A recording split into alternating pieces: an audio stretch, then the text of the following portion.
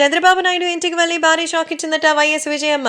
కొడుకేమో వైఎస్ఆర్సీపీ, కూతురేమో కాంగ్రెస్ పార్టీ. ఇప్పుడు విజయమ్మ పరిస్థితి ఏంటి?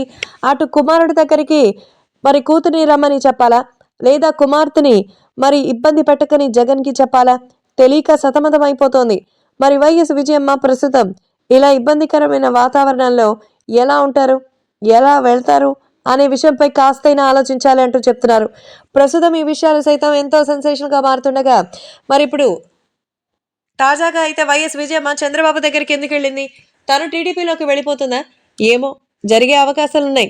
తెలుగుదేశం పార్టీలోకి వెళ్ళిపోతే మరి ఖచ్చితంగా వాళ్ళకి ఎంతో చక్కగా మరి పవర్ వచ్చేస్తుంది. అంతేకాకుండా ఇంకా చాలా విషయాలు కూడా వస్తాయి. కారణం మరి నిజంగానే జగన్మోహన్ రెడ్డి చాలా విషయాల్లో మమ్మల్ని టార్చర్ చేశారని చెప్పడంతోనే మరి పవన్ కళ్యాణ్ టీం అక్కడికి వెళ్ళినట్టుగా తెలుస్తోంది. కాబట్టి ఇప్పుడు సోషల్ మీడియాలో సైతం ఈ విషయం ఎంతగానో వైరల్గా మారుతోంది.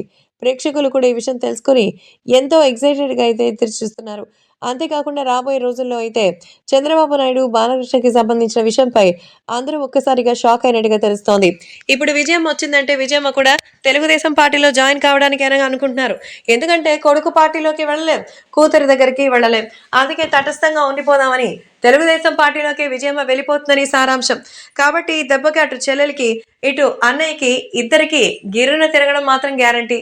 కాబట్టి విజయమ్మ తెలుగుదేశం పార్టీ అధినేత చంద్రబాబు నాయుడు కలవడం వెనుక రాజకీయ కోణం ఉన్నట్టుగా తెలుస్తోంది.